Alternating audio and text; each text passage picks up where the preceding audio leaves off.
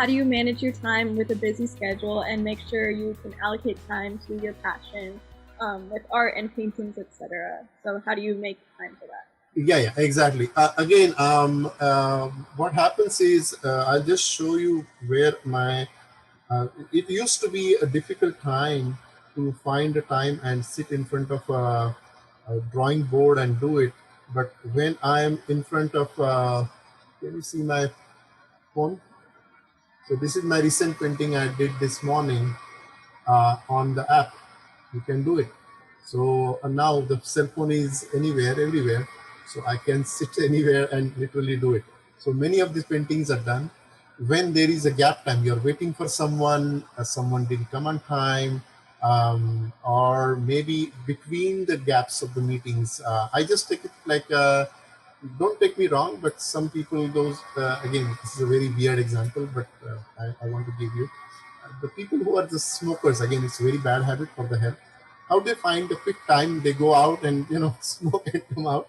The same way, I just take a gap time because the minimum time I take is 30 seconds for a painting. So I can just pull out my app, do the painting, save it, and I can save it in the midway as well. So there are some paintings saved for months which are not completed. I do complete them later on. So that's how I find the time, which is the gap time of waiting, and that's how I do it. Thank you. So another question we had was, what are some tips for our youth members who may be interested in art? Really great question. Tips. Sometimes I feel people saying that, hey, Sharad, we don't have that talent like you have. Actually, I don't have talent either. So some people have hesitation towards any kind of art. And some people think that this is not for me or something. When you watch movie, are you a movie director? No. Are you a musician? No. Are you an actor? No. You are a spectator, but still you like movie and you can tell this is a good and bad movie. The same way, in the paintings, if I show 5 paintings, some of them are good and bad, and you can find the best one out of it. So that means you have the vision and you have the art of understanding what is good and bad. Then you are an artist. So first of all, find the time and get initiative. Start a simple one. Draw an apple, draw an elephant, or whatever you have. Nowadays, the mediums are very cheap. As I said, it's coming on the cell phone as well. So you come up with the simple task that I will draw this, save this, and before even you know, the human tendency is improving whatever you do. Any work has been given repeatedly, you will improve.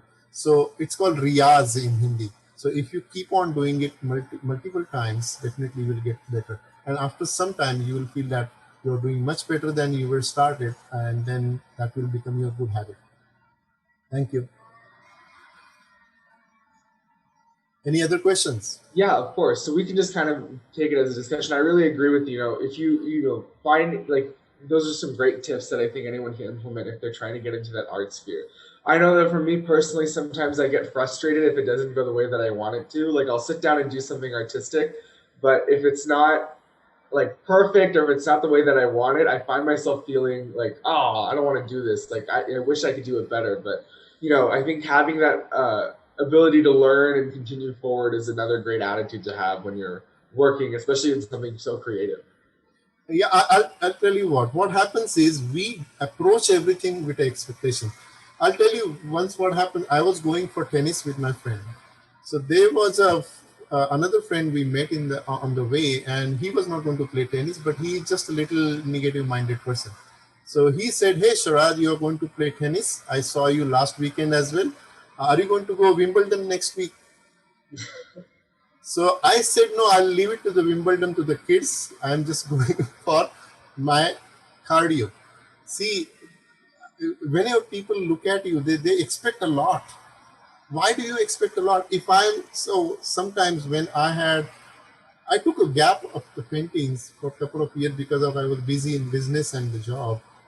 I realized when I was facing the paper, I felt like the fear of going in front of the stage. You must have seen when you are in front of the 5,000 audience or 1,000 people, you are alone onto the stage. You feel little, stage fear. The same fear I felt in front of the paper. What I did is I literally took a paint and paper and made like bad, colorings mess and threw 10 of the papers. So that fear is gone with the paper. Now the next paper comes, I'm not scared of him. I'm not scared of him.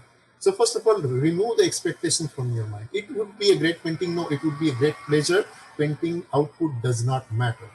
So the same thing, when I went for tennis, am I going to lose or win? I don't know.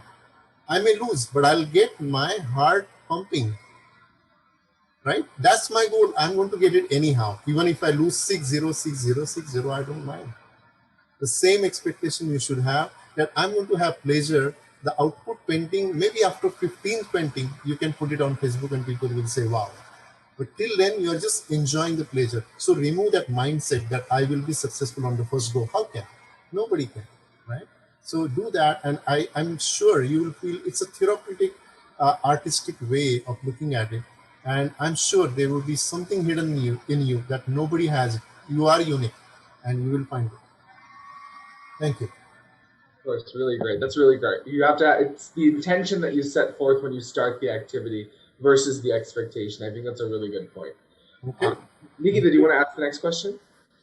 Yeah, something I want to just add on is that I think it's really cool how that mindset of looking at it as like an activity to just for fun or like recreation or to stay healthy is like any other sort of like music or working out or anything else.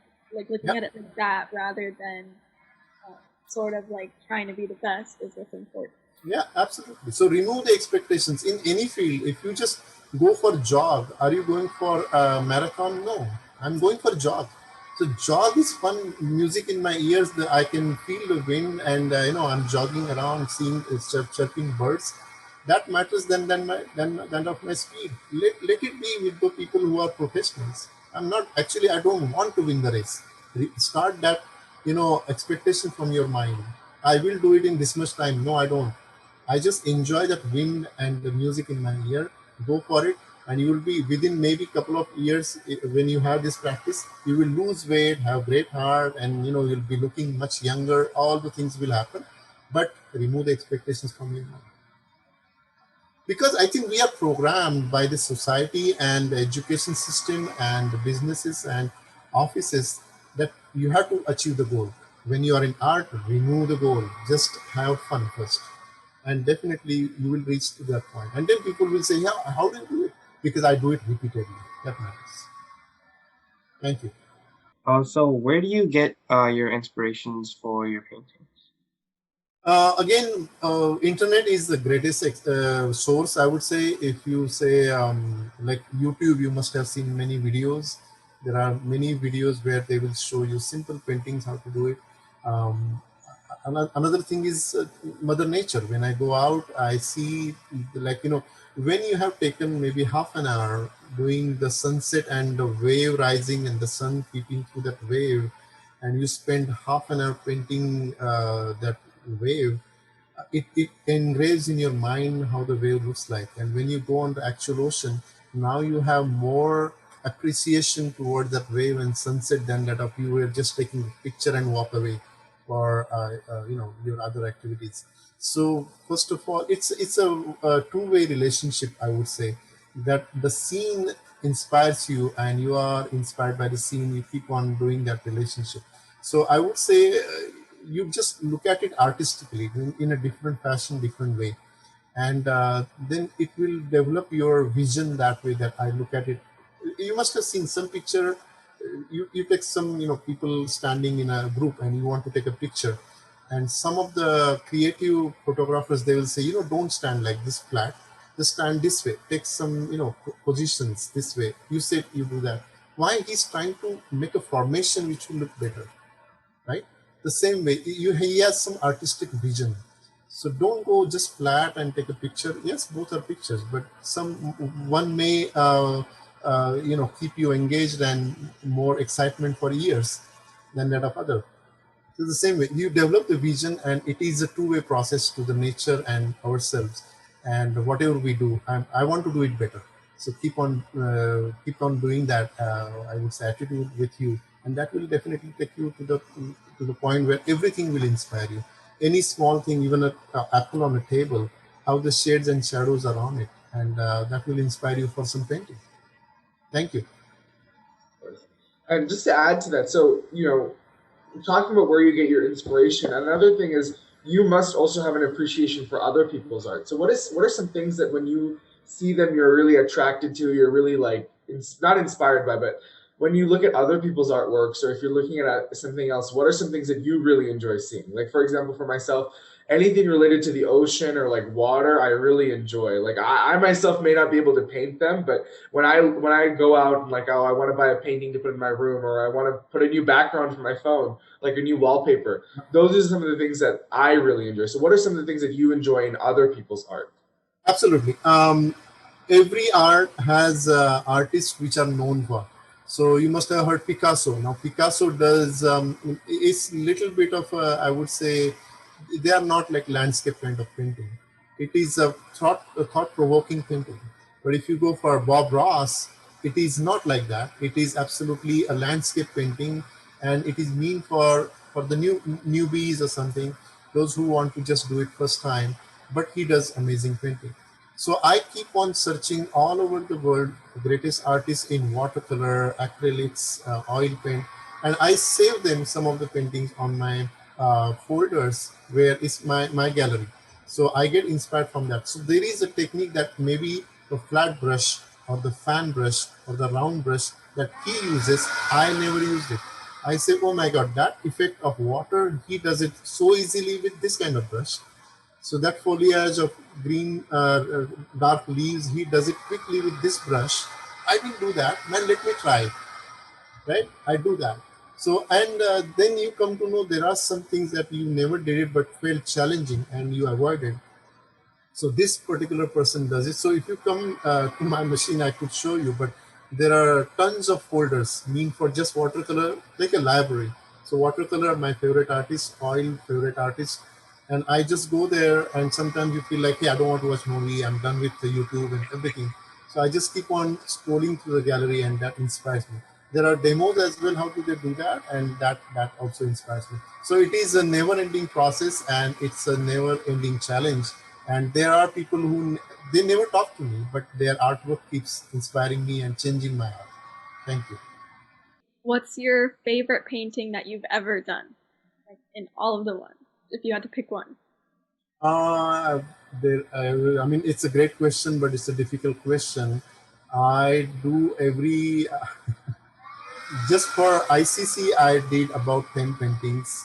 Hard to say which is the greatest one, but I have one which is used for my flyers background. That painting I finished.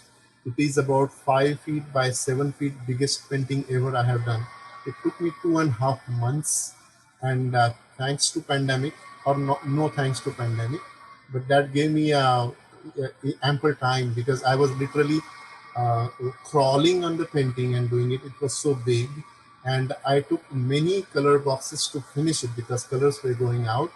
And that's a great painting because it shows about love, and it has music, it has colors, and all those things. Yeah, this is the painting.